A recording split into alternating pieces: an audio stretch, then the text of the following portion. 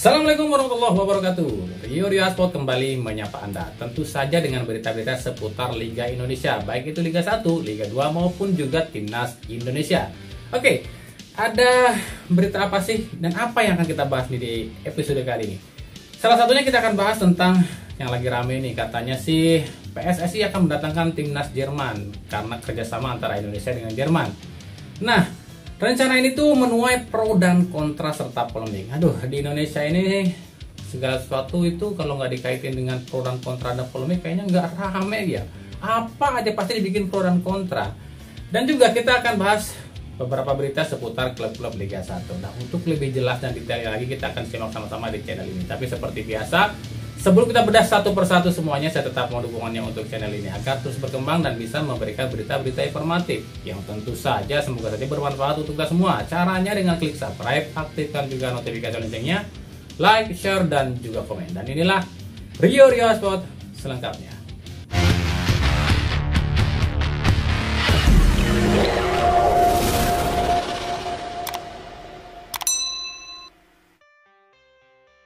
PSSI berencana akan adakan FIFA Matchday melawan Timnas Jerman. Nah, ini tuh diungkapkan oleh anggota Exco PSSI Arya Sinulinga pada press conference Selasa kemarin ya.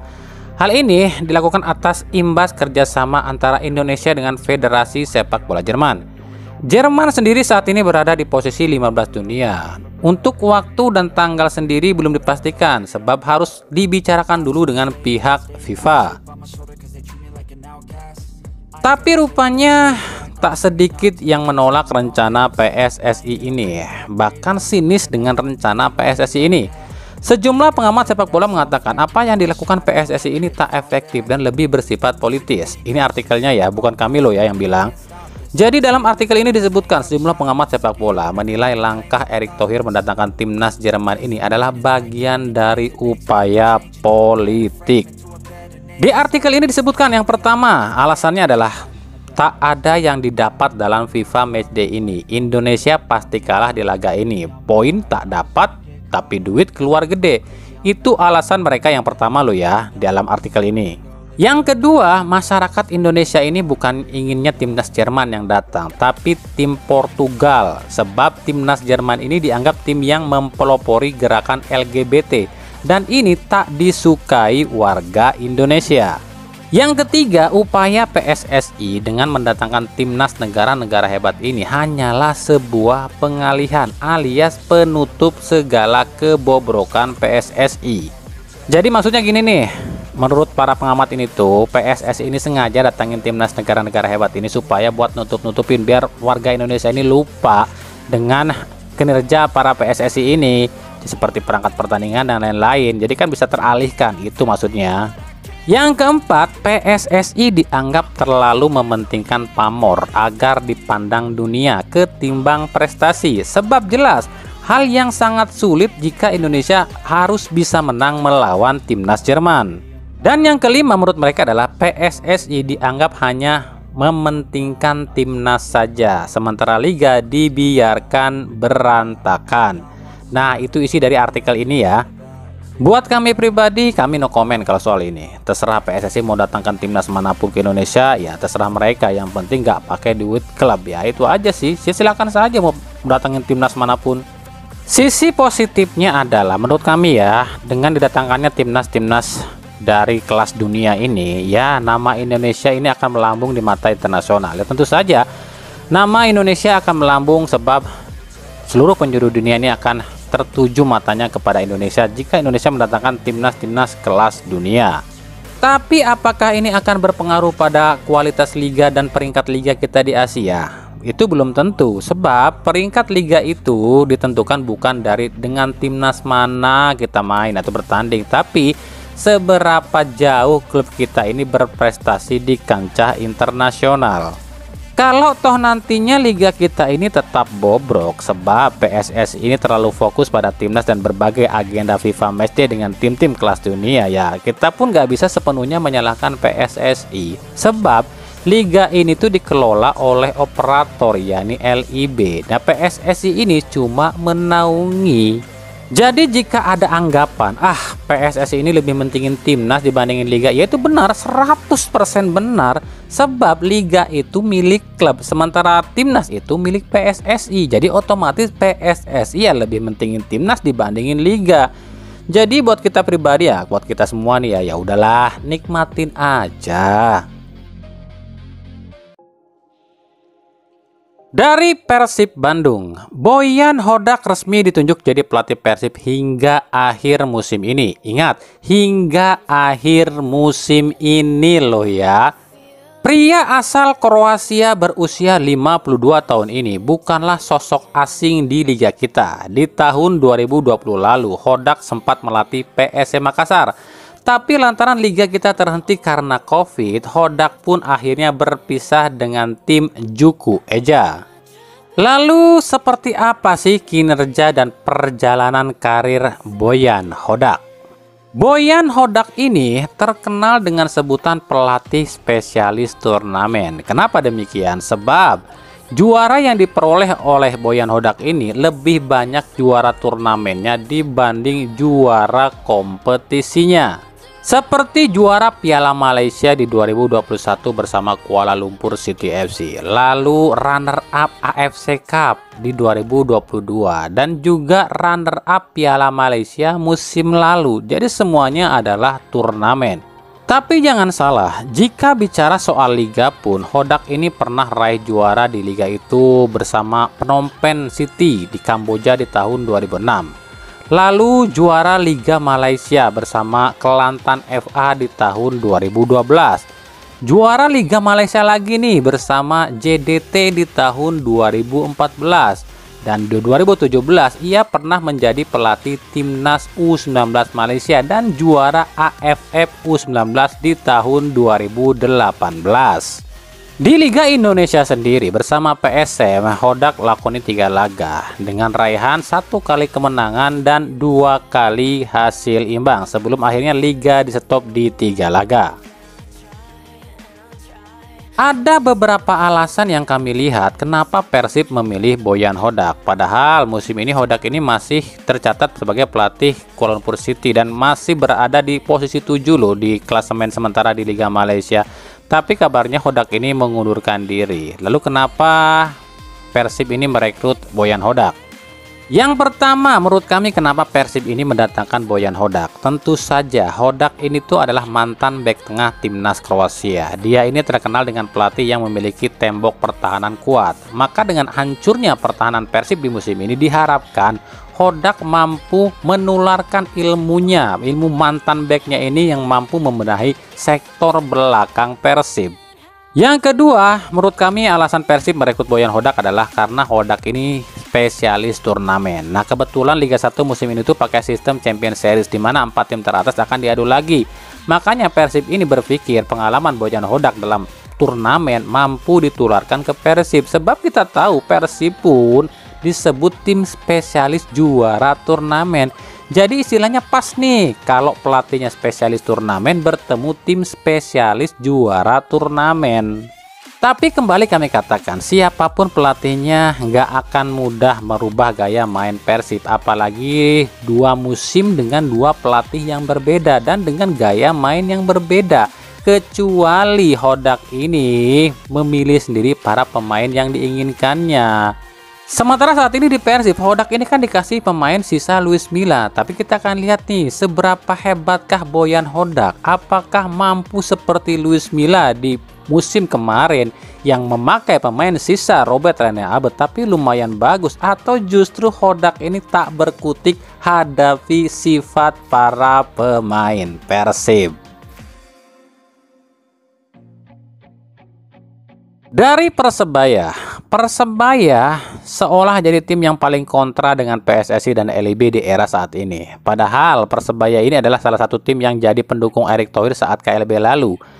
Tapi lantaran Persebaya ini merasa terus dirugikan oleh keputusan PSSI dan LIB, membuat Persebaya ini mulai berontak. Jadi mungkin istilahnya gini kali ya, PSSI, kalian tuh harus ingat, tanpa klub ini, tanpa Persebaya ini, PSSI itu nggak bakalan ada. Lah sekarang malah nyakitin emak PSSI sendiri, kan nggak sopan tuh, gitu kali ya. Emang sih kalau dipikir-pikir PSSI ini selama beberapa dekade belakangan ini tuh lupa diri. PSSI ini lupa siapa pendirinya. PSSI lebih condong pada klub-klub baru, bahkan klub-klub siluman yang notabene nggak ada sangkut pautnya dengan terbentuknya PSSI. Nah, kenapa demikian? Sebab yang ada di otak PSSI itu cuma duit. Siapa yang ngasih duit lebih gede ya itu yang dibelain. Soal pendiri PSSI mah itu cuma sejarah, kan gitu mikirnya. Makanya Persebaya ini tuh terus nyentil PSSI. Bahkan di Instagramnya saja tuh ada tulisan tuh, denda lebih kejam daripada ibu kota. Ngerti dong maksudnya? Ya emang sih, kalau dipikir-pikir secara logika harusnya nih ya, yang berada di dalam tubuh PSSI yang menjadi pengurus PSSI itu adalah perwakilan dari 7 klub pendiri PSSI. Ini perwakilan dari PSIM Jogja, perwakilan dari PPSM Magelang, perwakilan dari Persija Jakarta, perwakilan dari Persebaya, perwakilan dari Persis Solo, dan perwakilan dari Persib Bandung. Sebab mereka lah yang membentuk PSSI. Selebihnya klub-klub lain cuma ngikutin alias anak buah. Tapi ini mah kebalik. Ya inilah realita mirisnya negara kita. Pahlawan tersingkir oleh pengusaha. Di sisi lain, nasib Aji Santoso di Persebaya dipastikan aman. Meskipun awalnya ada gonjang-ganjing Aji Santoso ini akan dicopot, tapi menurut manajemen Persebaya, Aji Santoso tetap akan melatih Persebaya hingga akhir musim. Padahal sebelumnya Divaldo Alves ini udah caper loh sama manajemen Persebaya agar direkrut. Ternyata Aji Santoso tetap dipertahankan. Ya udah, sekarang tinggal Arema nih sasaran tembak dari Divaldo Alves. Lalu persiapan lawan Persija Jakarta ini yang bikin Aji Santoso pusing. Hernando Ari cedera, Song Uyong pun cedera, Bruno nggak fit. Ya pasrah deh Aji Santoso. Lalu bagaimana dengan tim Persija yang akan menjadi lawan tim Persebaya? Pelatih Thomas Doll mengomentari 4 pemain asing yang baru direkrut Persija, yakni Mathias Gajos, Rio Matsumura, Oliver Bias, dan Marco Simic.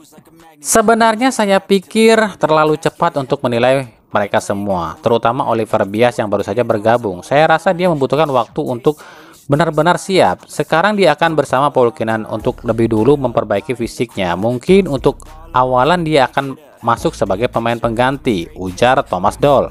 Thomas Doll pun mengomentari performa Marco Simic. Tentu penting bagi Marco bisa bermain lagi karena dalam 2 tahun terakhir dia tidak main terlalu banyak. Berdasarkan kondisi itu tidak mudah karena dia kurang menit bermain saat bergabung ke tim ini.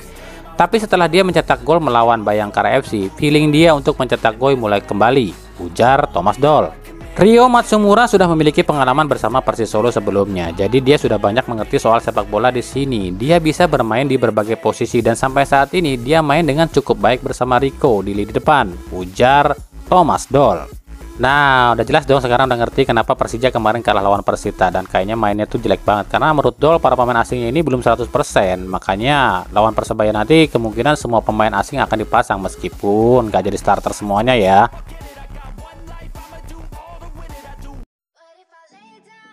Dari Bayangkara FC, belum juga diumumkan apakah Bayangkara FC ini musim depan cuma 1 tim yang isinya full pemain timnas U20 atau 2 tim. Tapi para klub ini sudah sibuk nih hubungi tim Bayangkara FC untuk merekrut para pemain Bayangkara FC. Bahkan kabarnya sih yang kami dapat ya, hampir semua pemain Bayangkara FC ini udah ditawar oleh klub-klub baik Liga 1 maupun Liga 2. Yuk kita intip siapa aja sih pemain yang paling banyak diburu nih oleh tim-tim Liga 1. Yang pertama Anderson Sales, bek Plontos berusia 35 tahun ini ternyata banyak juga peminatnya. Yang paling ngotot adalah Persib dan Arema yang sama-sama katanya sih tertarik dan ajukan tawaran pada Anderson Sales. Yang kedua Mathias Mayer. Nah ini pun banyak banget tim yang menawar Mathias Mayer. Namun kabarnya Persija yang paling berpeluang mendapatkan servis pemain asal Uruguay ini. Mathias Mayer kabarnya diproyeksikan akan menjadi salah satu slot asing terakhir Persija untuk musim depan. Yang ketiga Hargianto. Ada 3 tim yang katanya ajukan tawaran pada Hargianto, yakni Bali United, Persib Bandung, dan Arema FC. Di samping tim-tim lain juga katanya yang tertarik juga sama Hargianto. Yang keempat, Awan Seto Raharjo. Nah, kalau yang ini ada 2 tim nih yang berminat, ini PSIS Semarang dan juga Barito Putra yang katanya sih udah ajukan tawaran pada Awan Seto. Yang kelima, Dendi Sulistiawan. Nah, kalau ini sih Persela Lamongan yang paling terdepan, katanya mau mulangin si anak hilangnya ini ke Lamongan nih. Selain itu ada juga Persik Kediri yang kabarnya juga minat sama Dendi Sulistiawan. Dan yang keenam, Sani Rizky Fauzi. Inilah pemain yang paling banyak diminati tim Liga 1. Ada beberapa tim yang gencar ingin merekrut Sani Rizky Fauzi. Seperti yang terdepan ada Arema, Persija, Persib, Madura, Bali United, dan lain-lain.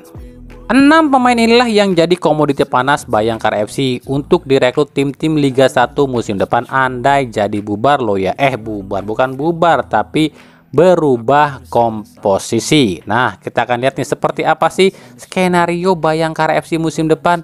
Tapi sejauh ini sih memang udah 9 nih pemain timnas U20 yang ikutan Akademi Kepolisian. Mereka adalah Muhammad Ferrari dari Persija, Kakang Rudianto dari Persib, Frankie Misa dari Persikabo, Ginanjar Wahyu dari Arema, Dimas Juliono Bayangkara FC, Faiz Maulana dari Bayangkara FC, Dava Fasya dari Borneo FC, Rabani Tasnim dari Rans, dan Ananda Raihan dari PSM.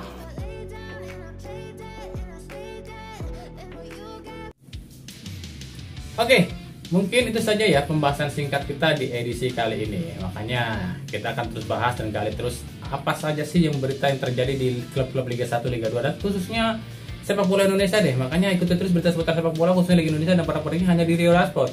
Terima kasih yang telah menyaksikan video ini dan mengunjungi channel ini. Kritik dan saran selalu kami nantikan di kolom komentar atau di media sosial kami yang ada di bawah ini. Sampai jumpa di video-video kami selanjutnya dan salam Rio Sport. Wassalamualaikum warahmatullahi wabarakatuh.